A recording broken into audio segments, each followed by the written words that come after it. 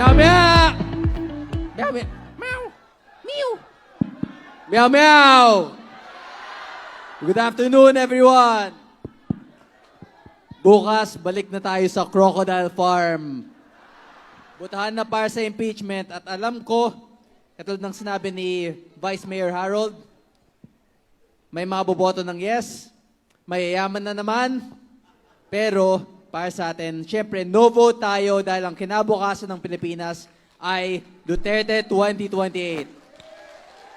Mukhang sure win na ang Duterte sa Cebu and sure win na sila sa Cavite. But we have to expand, we have to grow our numbers. Today, ang dami natin. Bukas, mas madami pa tayo. And sa 2028, sure win na, landslide victory tayo. So to everyone here, thank you for joining. Thank you for showing your support. We will fight for our future. We will die for our future. But we will create a good future for our country. Thank you, Duterte 2028. God bless.